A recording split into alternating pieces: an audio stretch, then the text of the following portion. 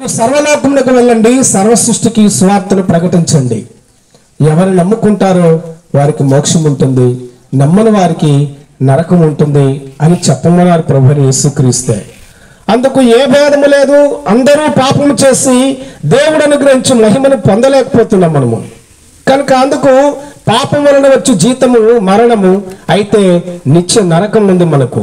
మనమందరం కూడా పాపులమే, జన్మతా పాపులము, కర్మతా పాపులము.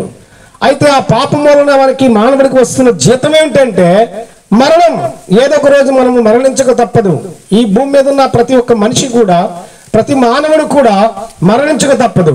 మరణించిన ప్రతి మనిషి ఆత్మకు నిత్య నరకము తప్పదు.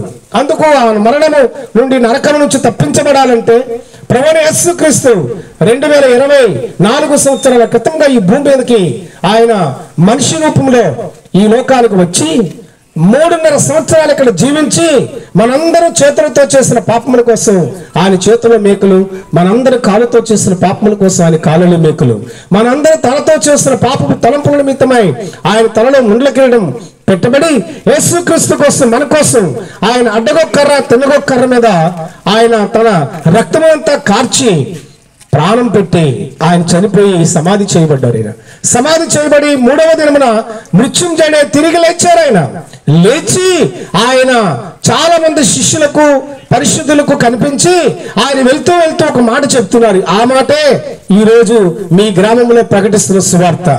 వెళ్ళండి. అందుకు మా వాళ్ళకి చాలా మందికి పనులు ఉన్నాయి, ఇక్కడ దైవజనులకు వారికి చాలా ప్రార్థనా కార్యక్రమాలు ఉన్నాయి.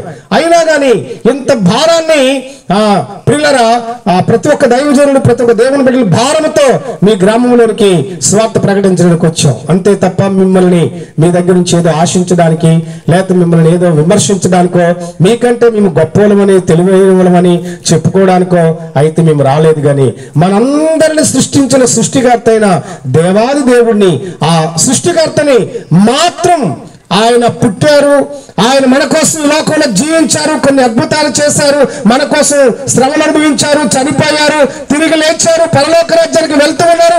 వెళుతున్న అతను మనం తిరిగి ఇప్పుడు వస్తూ ఉన్నారన్నమాట.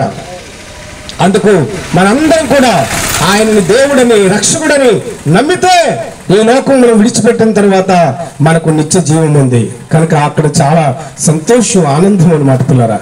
ఆత్మకు నిత్య జీవం అనేది చాలా మంది మనంత వైకుంఠం ఉందని, పరలోక రాజ్యం ఉంది. ఈ పరలోక రాజ్యం కోసమే ఈ స్వార్థ ప్రకటించబడుతుంది.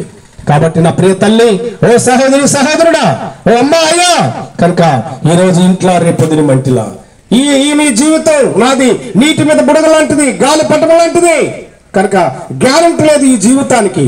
మానవుడు సృష్టించే ప్రతి కొన్ని వస్తువులకి గ్యారంటీ ఇస్తున్నారు.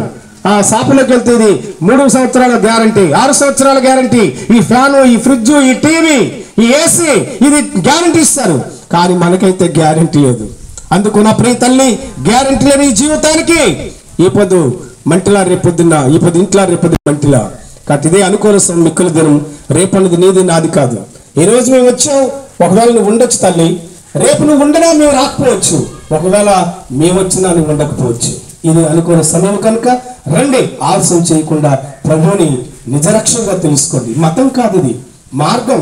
మనసు మార్చుకోవడం, మనకున్న పాత అలవాట్లు, వ్యసనాలు, పాపాన్ని విడిచిపెట్టుకొని మంచి మార్గములకు నడవడం, అదే ఇది మార్గము. కానీ మతం ప్రకటించడానికి రాలేదు. మతము ఎవరిని మోక్షములకు చేర్చలేదు.